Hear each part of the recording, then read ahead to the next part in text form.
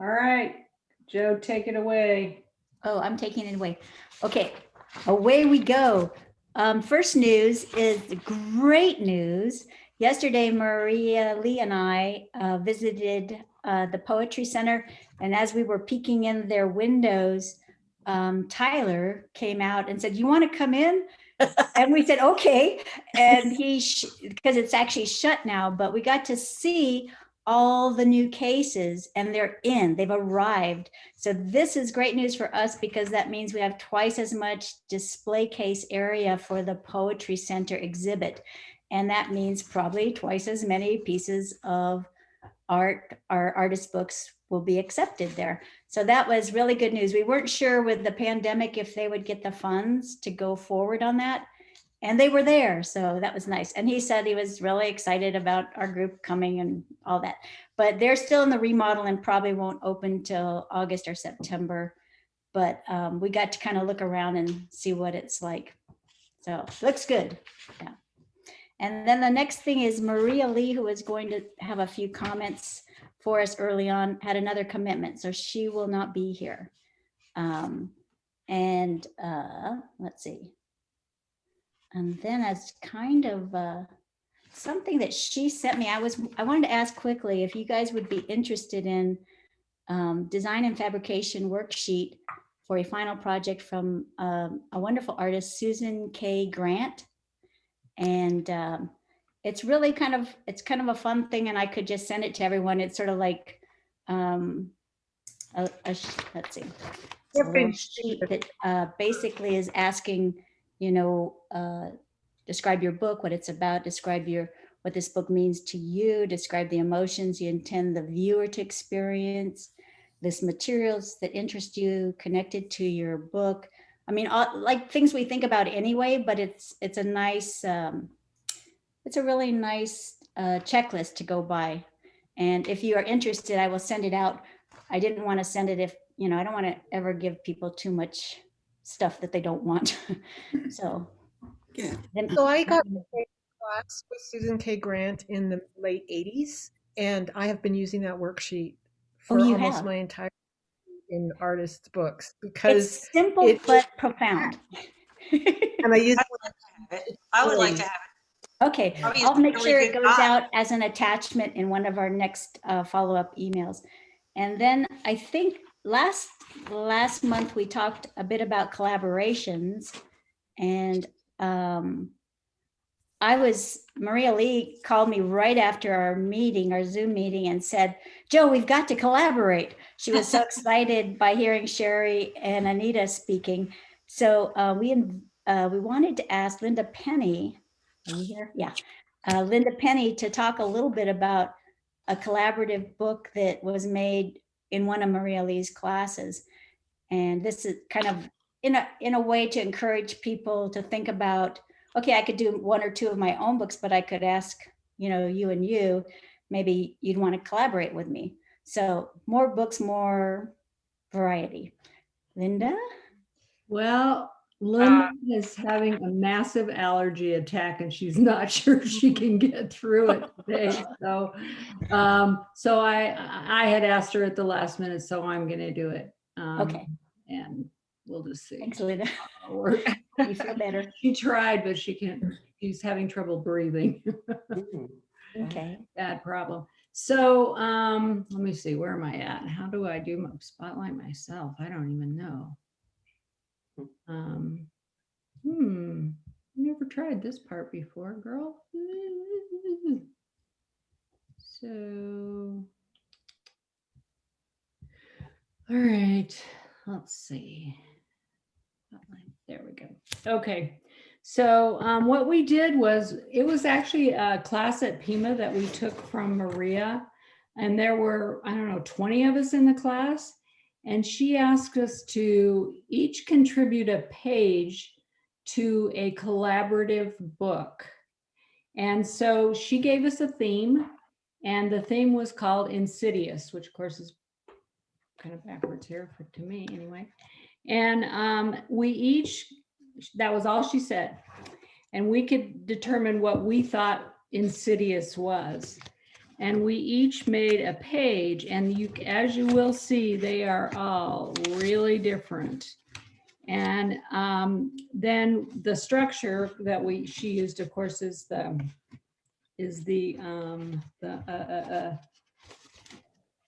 Flutter. straight. This guy goes out for forever with 20 pages in it like this. So then we all made our, our own covers for them and stuff. But what I was thinking was there's a lot of people who don't really feel like they could manage an entire book on their own. And I was thinking that we might be able to encourage people to maybe get a group together and create a book based on whatever they want to be as their criteria. It could be a theme like this one was, could be a, I don't know, I don't know what all the possibilities are. Let me put it that way. But I know that it's a possibility. And I was just thinking, we got 20 people in here. So it would be a really cool way for a lot of people to participate, and maybe would be an easier way to get more people involved, because I think what happens with the Poetry Center is people get frightened of the idea of it's the Poetry Center, and they don't want to participate because they think that they can't do anything good enough on their own. But if one really experienced bookmaker, like you guys are, most of you are, if one of you would consider maybe going inviting a bunch of people to do it, knowing that you are experienced enough to be able to pull it together and make it a wonderful thing, and nothing that anyone would be uncomfortable with having their work, but include a whole bunch of people in it. I just think that's got some possibilities. It was just a thought. But I'm going to also add, I'm going to have Bobby add this information to the newsletter, or Krista, somebody, to the newsletter, and see if maybe somebody will step up to the plate and say, hey, you know what? I would really like to spearhead a group of people to do that. So I don't know what you guys think about it, whether it's a bad idea, good idea, but it is a way to really get a lot of people participating. So anyway, that's my story. Thanks, Sherry. Yeah, I got to get out of here though. I can figure out what I have done there. Oh, okay. It's hard when you're talking and trying to do it at the same time. So anyway, thought. Nice book. Another way to share. All right, I guess, did you have a question, Mabel? I was going to make a comment. Okay. I've participated in a number of collaborations, and they're fun, but they don't necessarily result in cohesive work that gets into an exhibit. Female Press was probably my most well-known collaboration, and that was a group of us who met at a conference, and with Susan King was the teacher. It was a workshop on bookmaking, and we made over 10 years. We made a book a collaborative project every year, and the books were really interesting, but there was a great variety in the level of expertise and the level of attention that people gave to it. So you get a lot from it, but you also lose something. If the end product is to make something that a juror might put in the show, you probably wouldn't make it unless people were very connected and agreed to certain things that would give the book cohesiveness. But it's a great way to involve people. And there are some fun things you can do. You can do something in a day where the people collaborate together. They work on a theme, and then they just right then and there use the materials to create something, and then they try to put it together. So it maybe one or two people did do the actual formation of the book. So it's just, I think if you're collaborating two people together to create a finished product, you get a better end product. But if you want to have a really challenging mental experience, stimulating experience, then it's fun to do a collaborative project. That's all I have to say. Well, you speak from lots of experience, so I get that. And I understand exactly what it is you're saying. I just am thinking, so if your book really doesn't even get in, maybe what people would gain though is the experience of thinking along a different way and maybe, trying on their own the next time. I was trying to just get more participation with my thought, but we can blow it off too. Well, it can be both. Yeah. And to Mabel's point, and I have had exhibits at the gallery that were juried not by me, and every once in a while collaborative projects were submitted. I don't get that many submissions for them, and sometimes they were accepted, but they, like Scripps College Press, every semester does a collaborative project. It's a long ongoing process with all the students contributing, but there's a very strong force, Kitty Marriott at the time, who was overseeing the production, and it lent itself to that cohesiveness. And there's a Virginia Center for the Humanities, and they have a similar project. And so I think it could be done, but I think you really have to have a strong leader who's willing to say, these are the parameters, and you have to, and we're working together on parts of it, not just everybody sending in their separate piece of paper, but really having parts that are cohesive. And that would be an even bigger challenge. Yeah. But having things accepted in shows isn't the only reason to get involved in projects. Right. I agree with you. It can be done though. There are a lot of I've seen some really good collaborative projects as well, both in the book form and in Alicia may know this. Catherine Alice Michaelis organized a project, at least maybe 15 or 20 years ago. It was a series of postcards that were all about women's health. And it was a collaborative project, and everybody did their own postcard. But the great thing about that project was that it was very well sort of controlled. It seems like everybody used the same ink colors, everybody used the same paper. So somebody was a driving force, and I don't know if it was Catherine Ellis or not, but somebody was a driving force as almost an art director who was able to marshal everybody's creativity and make sure everybody was consistent and cohesive, and that the design all worked together between the various pieces. And that piece has been exhibited over the 15 or 20 years that it's been around many, many times, and it's a really beautiful piece. So it can be done. I wouldn't give up on it. It's a great idea. Well, again, just a thought. Well, maybe I'll just say one quick thing too. I agree with everyone who's spoken about this so far. There can be problem issues, but I have done art therapy. Now that's different than why we're meeting, but I have done art therapy groups as an art therapist with up to 20 people, and using the exact same materials, the same paper, the same size. And some of these are not artists, and some of these books have been remarkable, very remarkable. So, and not just because of the contents or what they put in it, but as an art object, they weren't. So it can go either way, but collaboration, I think, is just one of the best things. And as we've all been in lockdown for so long, it's kind of a cool thing. Well, another thing too is that once the book is made, if it has a life, I mean, as Laura said, that project that Catherine Alice did has been exhibited many times over the years.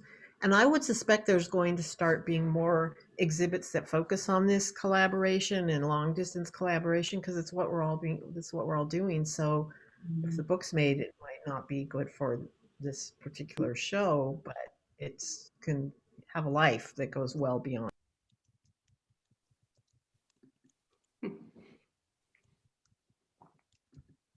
Yeah, with this, I'm thinking about, like, when you were talking, I was thinking about the words and how in general with juried shows, they pick really broad topics, but a collaboration might work better if you're picking a very narrow topic. And since we're working with words for this project, that could be a starting off point. And then I always think of crossing media, like from photos to cyanotypes or prints to black and white, or things that can unify my work. And that's another possibility to help unify images for a book and also words for a book. But anyway, what? Oh, one other thing I forgot. I should add this in. I'm in another collaboration right now, and we will probably enter this book into the Poetry Center exhibit. This is 5 poets. And for some of you that came to my house a year ago, March, you may have seen some of the artwork that was up on the wall from that. It was going to be an installation. And then COVID hit and we could never have that open. So we were turning it into a little artist book. But this one is working, and it's with 5 people. Not all 5 people are artists. When there is, a couple of artists in there with the poets, but the poetry was collaborative, and we also collaborated on the artwork. So Oh, that's cool. it hasn't gone anywhere yet, but I think it's a pretty solid book. It may not get into the show. Nobody ever knows who gets or what book gets into a show, but collaborations, I That'd be can't fun. put them down. I have to put them up. Mhm. I wasn't intending to put it down in any way. I was just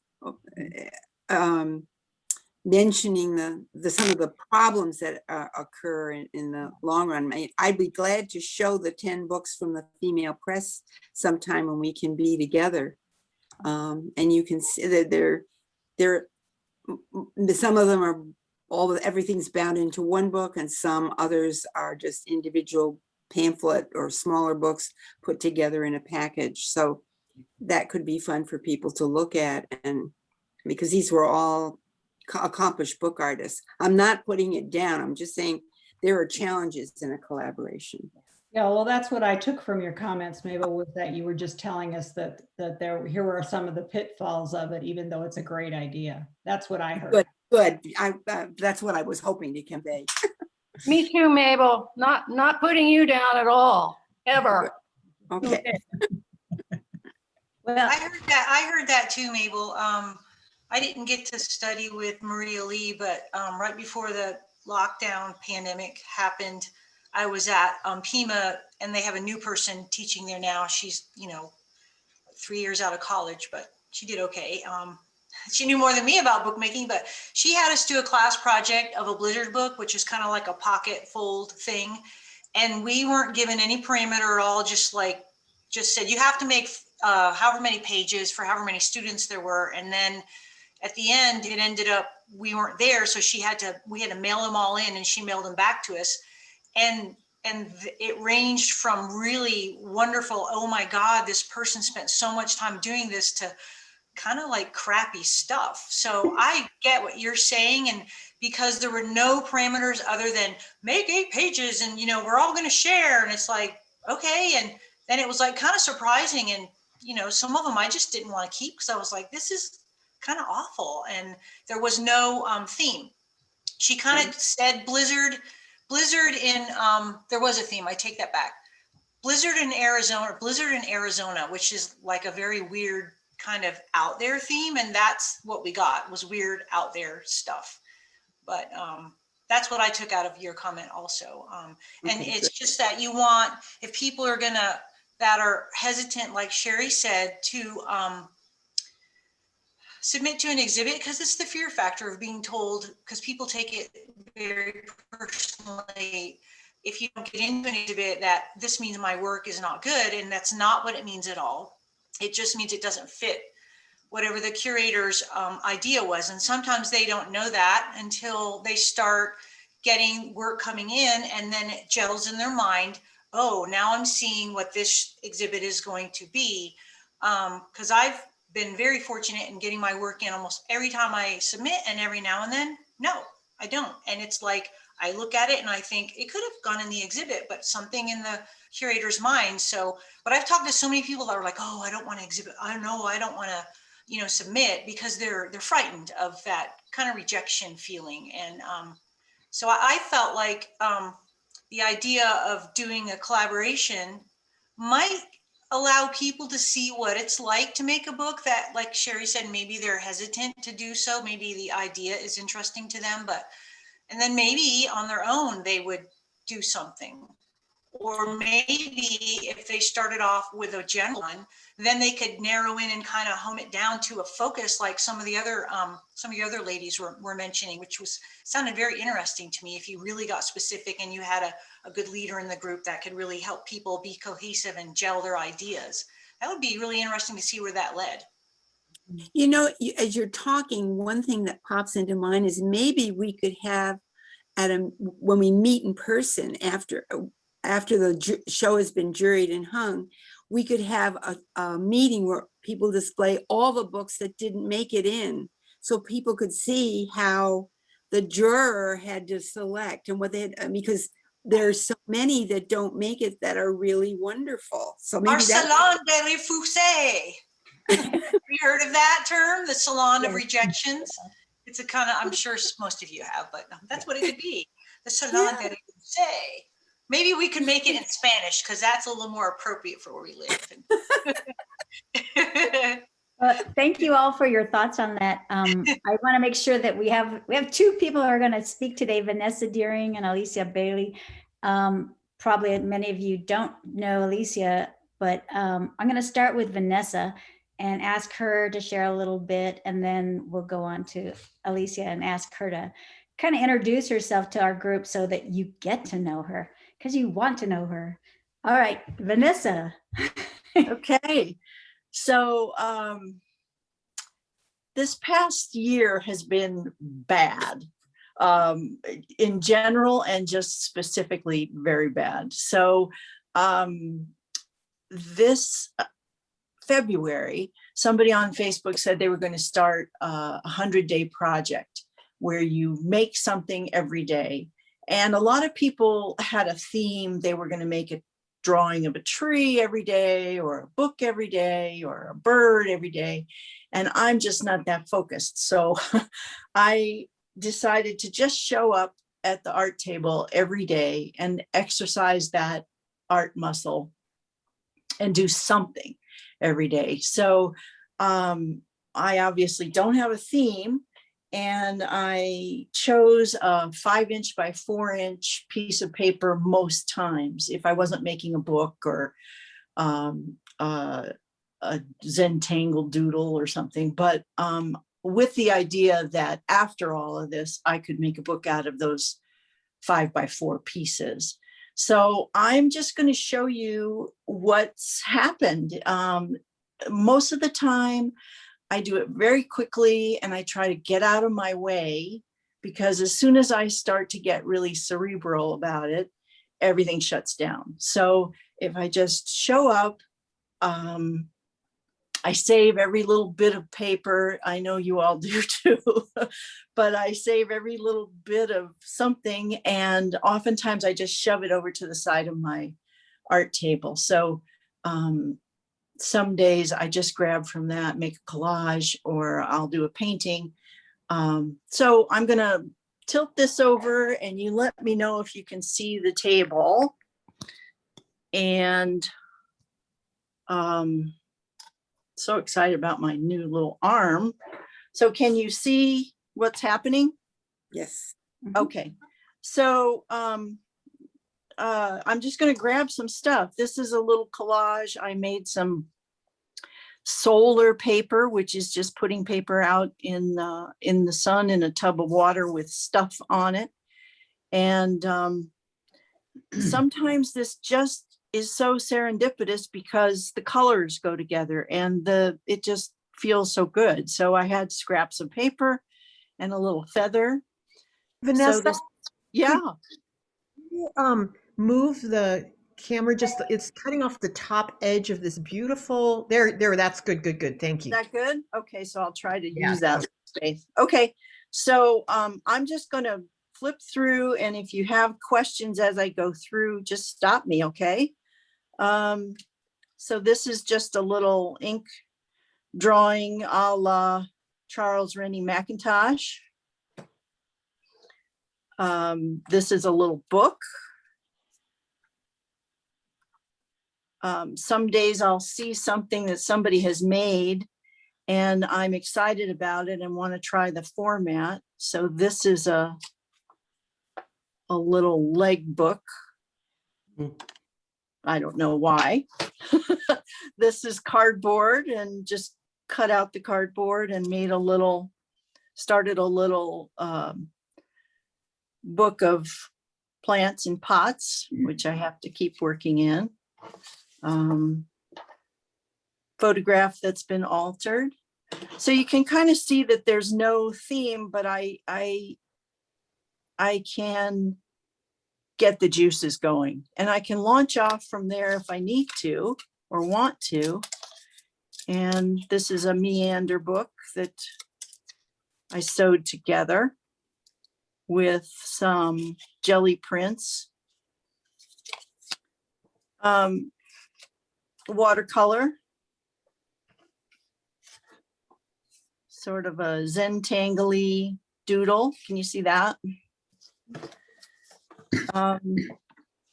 This is using words, which I do often. If I need to really rant about something, I do it so nobody else can read it. I'll write one way and then turn it right again, and then turn it and write again, and then fill in some of the negative spaces. And it's so gratifying because I know what it said. I got it out and I moved on from it. And then you have a little piece of art. Vanessa, could you move that one closer to the camera Sure. so we could see the words, kind of how they work in there? Yeah. Oh, wow. Okay, thank you. And I know all of you like to journal and write and put things down, but I don't always want people to read what I've said. So this is a little book from a children's book about body parts. And this is the Pancreas, which was really appropriate at the time for me. So I just made an accordion book out of that. This was the very first book that I made. It's the inside of an Amazon mailing envelope that has little dots of glue, and I just rub it off all the sort of cushiony material and just made a little book out of it. So you can see that you can just explore, and I try not to take too much time and think about it too much, but I've got 90 some pieces here that I can look back on and don't even remember that I made because it wasn't out of my head. It was just the doing of it. This was the last one from last night.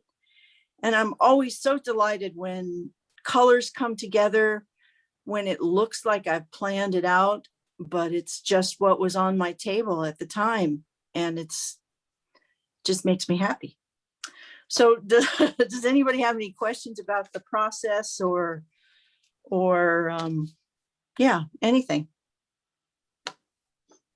I've enjoyed watching your posts on Facebook, and I am in awe of the fact that you've done it every day, and what you post. It's so much fun to look at.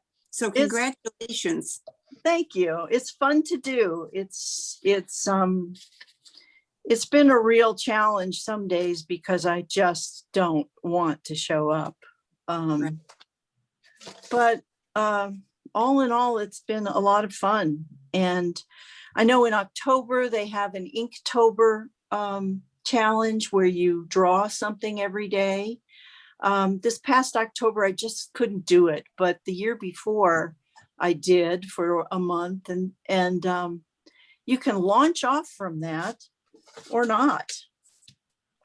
This was a little watercolor that didn't really work, so I cut it up, and now I love it. Sometimes that's what you have to do with your art, is make it into something else to like it. So have Yeah. you got any inspirations from other, or for other projects that have grown out of those pieces? Yeah, some of the book structures I really like and would like to explore. I'd almost like to do I a whole love book that. like this. I Yeah, love that. Love it. Love it. I think this would fit in your Imagine format.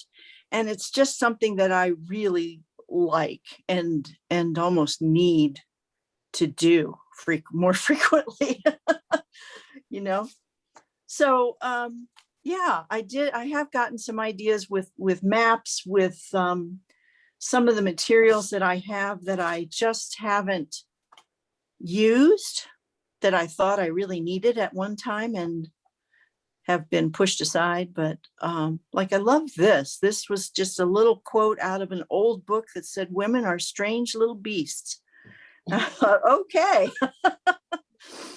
So yeah, I've really had a lot of fun with it, and I thank you for letting me share it with you all. Those are fantastic, Vanessa. Thanks. I'm in Thank you. awe. I am totally in awe of the fact that you would sit down and do that. Well,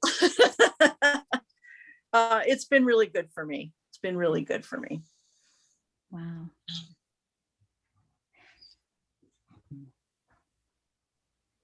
Well, thank you, Vanessa. That is so fun. I've never had that kind of discipline, but I know you did a watercolor series many years ago where you did one each day for 365 days, which was to me just mind blowing. But anyway, thank you. I know you have that focus that I don't have. Thanks for having me. I love this little group. Thanks. Thank you. Well, I guess now we'll hear from Alicia, and hopefully she can tell us a little bit about how she's connected to book arts and show us some of her own stuff too. All right. Okay, Thank happy you. to do that. And I just want to say ditto.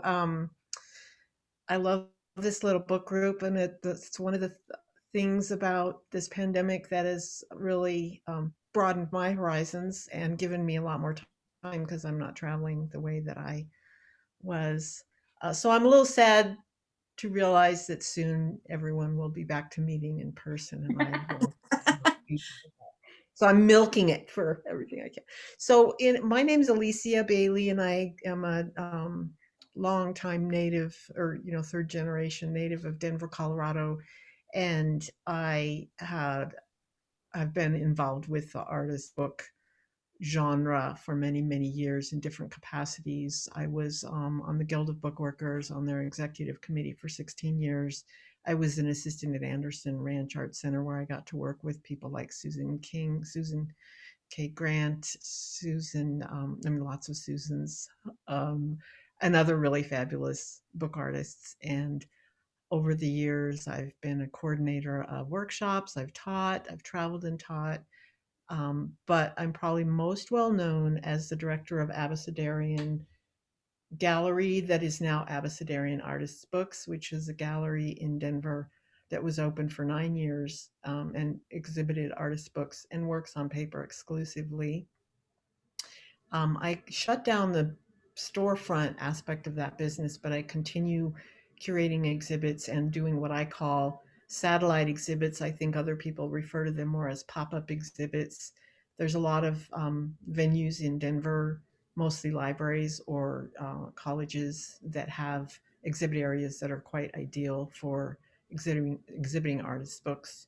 And so I still continue that activity. I have 2 more this year and 1 for sure next year that I am overseeing, and I tend to hire jurors to take that part because it's no fun telling people that their work is fabulous, but it doesn't get to be in this particular show. So I just thought I would show my most recent 2 projects. I work in a lot of different ways. I have a very short attention span, and so I work both in limited edition bookworks and one of a kind. So here we go. So this is a limited edition. It's so funny how it's backwards to me, but you guys all know that. So this is called Evanesco, which means disappearing, and its sub name is A Selection of Beleaguered Frogs, and it is a wire edge structured rigid page book. I don't have quite enough light in here. Let me see if I can remedy that real quick. Sorry.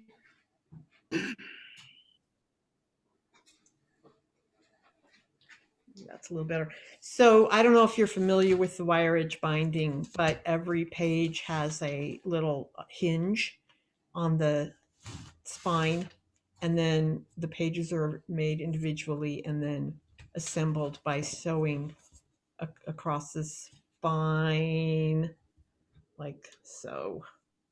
These pages started using my great aunt, who was she raised my father, who was an orphan, and she was a biologist, and she taught junior high, and these drawn parts of the pages were from her biology notebooks when she was in college in 1921, so 100 years ago. So I thought it's time to stop carting these silly pages around and do something with them. And these were her biology notebooks that were from her frog dissection era. And so these are all drawings of frog parts. So I inked over them and scanned them and printed them on Mohawk superfine paper that I actually had to dye because I didn't like the color.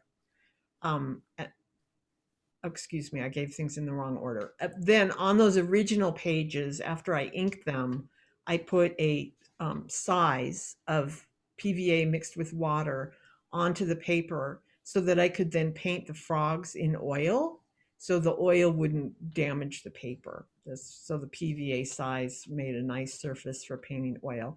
So the frogs are original oil paintings on these biology notebook pages, which I then scanned and printed so that I could make a limited edition book.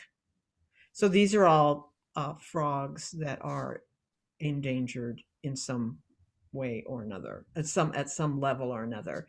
The red ink, I don't know how great the focus is, but there's red ink in parts that has the names of the frogs and their status. So this is the Atelopus zeteki frog. The common name is Cerocampana stubfoot toad, and he's critically endangered with the population decreasing. So there's 17 frogs, and I'm just in love with some of these. They're so cute and wonderful. And so that's the book itself. It's kind of complicated how I make things. I really complicate things. So the pages have, this is an original oil painting behind mica that has been etched with the title. So to protect the oil painting, I have to make a thick page of multiple layers of material. And this has been treated with shellac, modeling paste, gesso, oil, and wax in a series of layers that are then worked. And the final layer is a tinted wax that's rubbed in, so they have a nice feel and a nice sheen. The box is has laser etched text, and this is the only part of the text I actually wrote. Blake believed that the object of being human is to learn how to be human. Will we learn to be human in time, to live up to our full capacities in time to save ourselves, to save the world that is vulnerable to us? To fail will bring on a greater tragedy than we can possibly imagine. This back thing is a graph that shows the level of extinction versus no concern of extinction of frog species around the world.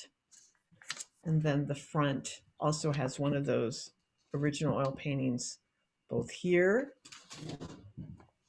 and here. And I love making books because I'm not really a good enough oil painter to have oil paintings be my thing, or a good enough writer to have writing be my only thing, or, you know, all these things. I'm kind of good at combining all these things, and books really allow me to dabble almost, but still produce things that feel rich and worthwhile to me. And there will be 9 or 12 copies of this. I'm sorry, I can't even remember. I hand dye my own book cloth. I mean, I'm just a little bit crazy with how many steps I take. Extraordinary. Does anybody have any questions about that? It's beautiful, just beautiful.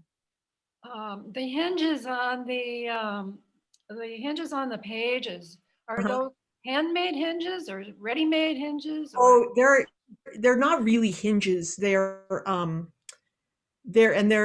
handmade. I don't know that you could buy hinges like this. So they're pieces of paper that create a tube that have tabs on the tube that attach to the paper, and then a wire goes down in here with openings like where my fingers are, for example, and that's where the thread goes through. The man who is most well known for exploring the possibilities of the wire edge is Daniel Kelm, and I can put his name in the chat, and he just had an interview went online that I will probably be able to forward to all of you, that shows how to do this structure. It's one of my favorites. In fact, I think, yes, this book, which is a one of a kind, has the same hinge, and it might be a little easier to see. So I think I can maybe focus this a little better. So this is a one of a kind made during the same era, this past few months or several months. This is animal, mineral, vegetable. It's the 9th in this series, and it doesn't have any words other than the label here. So kind of like a colophon, and the title. And it rests in a base that has a sea. This one is a sea turtle bone that my neighbor gifted me, that rests on this platform. So you can see this is the height of the platform. So that's a pretty big object in here. I really like working with objects and have to figure out different ways to present them. And so this is also a wire edge. And let's see. There we go, maybe. So I don't know if you can see that any better. But do you see the little top edges of this is brass wire here, and then this going up the spine. So this is these are sheets of mica that have specimens from the natural world, leaves, feathers, butterfly wings, things like that, embedded in them. It's too bad you can't really see.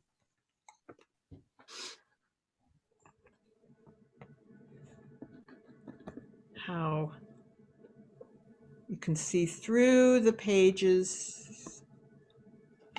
So you can kind of get a sense. So they're really fun. No words, just the ooh and ah of the materials, which has a pretty big ooh and ah factor. So although I'm all over the map, I would say in the past 6 to 10 years, my work has really been mostly focused on artifacts from the natural world. So the cover for this, as well as the base of the tray, is made using a technique that's called lacuno, and it's sanded leather. So it's actually collaged leather, and this is an eel skin, this orange shape. So you lay down a bunch of leather and start sanding it, and the different colors shine through. It's really fun. And then I have a laser etcher in my studio, so this is laser etched title, and the the text here, the white, is also laser etched. So when material is removed from mica, it turns white. So that's how that happens. Alicia, what are the green edges on that? Mariki paper, which is a handmade Japanese paper, and I make little strips of it, and I put dry mount tissue on it, and then I attach it to the mica with a dry mount press. I like just fold it in half because I don't like the edges of the mica to show, because this has just been a good solution. I used to use PMA, positionable mounting adhesive, and I think actually Laura has used that too. And we've both had some real frustrations with what happens with that. My frustration is that the PMA kind of seeps out from the edges, and I think it can also discolor paper. So I switched. This is really a big pain, but it's kind of worth it, I think. So your dry mount press wouldn't damage the mica or the object in between? No, I did some testing, and I'm using actually a low temperature dry mount film. Yeah. That's cool. A lot of testing around here.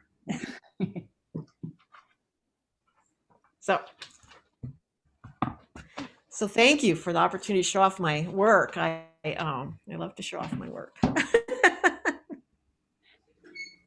There any other questions for Alicia or Vanessa? Alicia, I'm just so impressed that you say you have a short attention span, but the patience that you have to put these two books, and I would guess most of your books together, is truly, truly impressive. I'm just in awe of combined materials and the thinking behind your books. Incredible. Content and form. Boy, there it is. Well, thank you. And, I feel the pandemic has actually served me very, very well, because this kind of work takes a lot of extended periods of time in the studio, which I've been so busy. I love being busy, but the pandemic forced me to pull back, and now I have had more of a sustained relationship with my projects. And I redid that frog book many, many times to get it to where I wanted it, and I used to not be able to do that. And so I appreciate that you can see that that's actually one of the things that's started to happen for me, is that things are gelling in a really beautiful way. I'm gonna go ahead and put in the chat oh gosh, look at all these nice comments. My gallery URL, because I do have an upcoming, I have a call out for submissions. It's the Movable Book Society. So you can track that down in the URL I just sent. And also here's my personal webpage. So this group has been really great, because I'm very insecure about my writing. And so I did my chapbook, and it's on its way, and I want to start using some of my own writing more than relying on the words of others.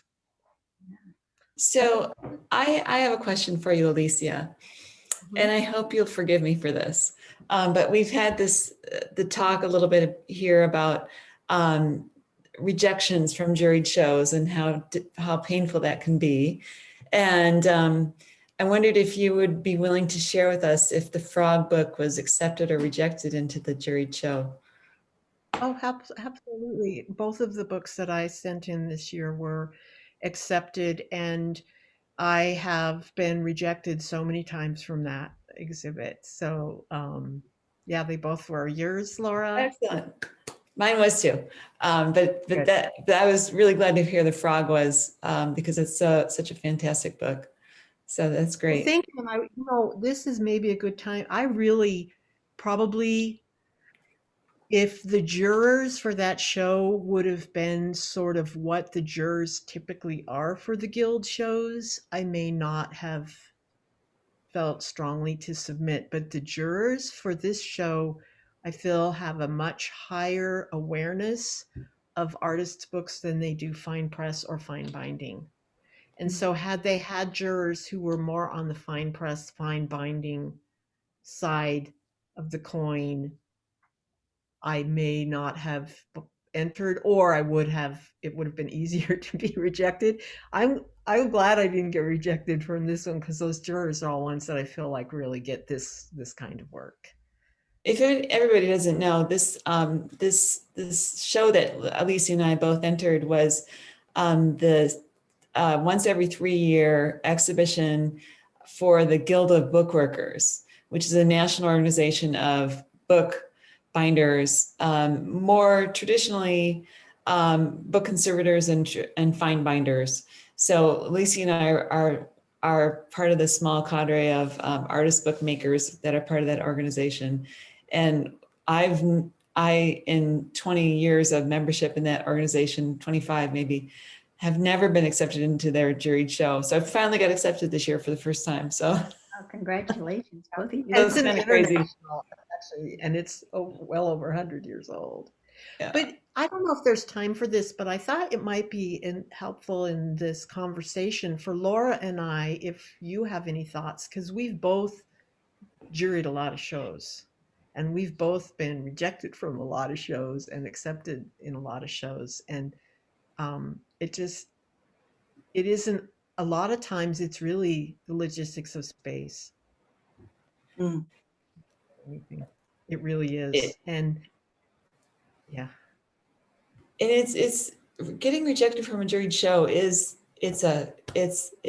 we're so personally invested in this work that we do, and it's so much in our hearts, and it just means a lot to us that when we get rejected from a juried show, it's a personal attack more than it's a reflection on the work. It feels like a reflection on our own selves, so it's tough. And I just recently got rejected from another show, so you just never know.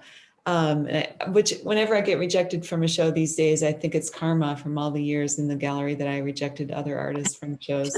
So I fully expect it these days, and it's less painful when I think of it that way. Well, and one of my little tricks is that I think I'm sending this submission fee because I want to support this project, because there's not enough book arts shows. So that's why I'm doing it. I'm not doing it because I want to be in the show. I'm doing it to be supportive. And that little trick has helped me.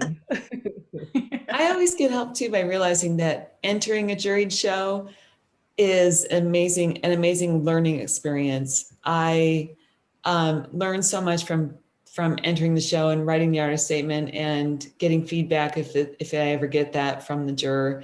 But mostly it's about a deadline. If I don't have a deadline for a juried show of some type somewhere, I don't get the work done, period.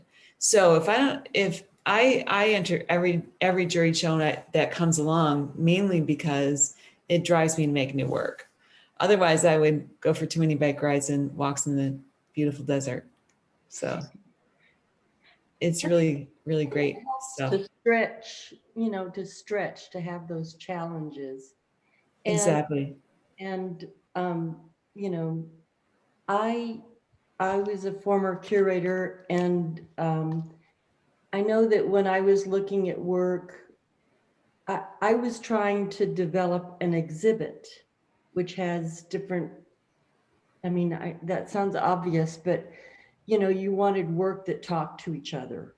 And so it wasn't like I didn't love that piece that I was rejecting. I mean, sometimes I didn't, but sometimes I loved the piece, but it didn't fit within the parameters of the work talking to each other, or, you know, the scale, or I didn't have, you know, so it was other things. But I feel the way, you know, the two of you were talking about is I've entered work now and I feel like, okay, this is karma because I rejected stuff along the way too. And I just have to remember too that I love the work that I create, you know. So yeah, I have to remember that yes, I was just rejected and I still love this work. Yeah. So speaking of, I totally agree. And I love the idea of Vicki of the works talking to each other. And that's something that jurors told me a lot, was that they really looked at how much the works talk to each other over the years. But one of the great things is entering works that in projects that aren't juried, like our chapbook exchange coming up a week from yesterday, as a matter of fact. So I wanted to remind you all that that's coming up really quick.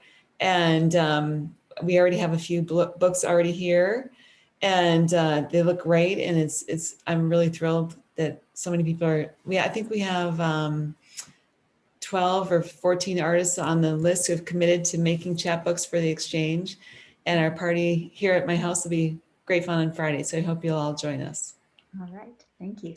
I had a quick question for Alicia. Alicia, do you always create containers for your books? Pretty much. I think I kind of think of books architecturally, and I do like how much how rich a book can be when with the container. I mean, the container adds a whole nother layer. And as a person handling books that were made by other people, I've learned a lot about how to make the containers really easy to navigate and sturdy. But it's like it's a whole nother thing. It's pretty fun. And I get to use real objects, not just images of objects, which I also love. And I have a second follow-up question to that. When you're thinking of the book, are you also thinking of the container simultaneously? Or do you create the book and then consider what kind of container you're going to? You know, I pretty much know that I'm going to have a container, and they sometimes they're just utilitarian. But the sea turtle book, my neighbor gave me that beautiful bone, and so I immediately thought this is going to be at the base of a container, and what book does it make sense to pair up with it? So I also have a series of interns that I've worked with over the years, and that's pretty much what they do. Is I teach them how to make boxes, and so I get a lot of help with the actual construction of my boxes, and I use a laser to cut the components precisely, so it's a lot easier for me than it used to be. I appreciate you walking us through all the different layers of how you fabricate your book, because that's something that I'm always curious about. So, and they're beautifully done. Thank you.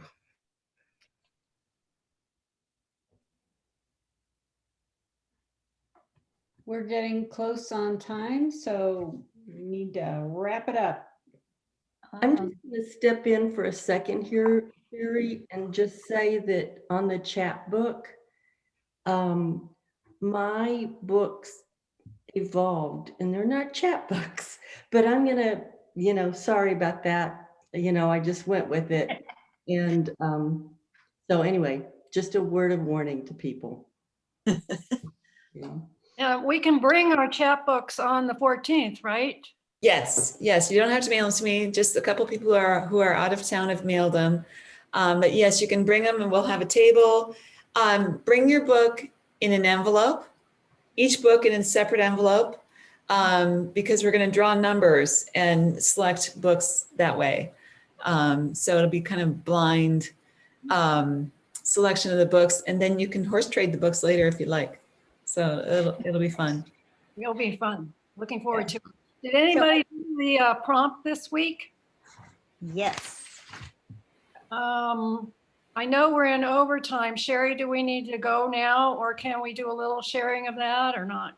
Well, we could, or we could save it for next time. Either one. Who has something they'd like to share with the group from the prompt? Joe, now, didn't I hear you say yes?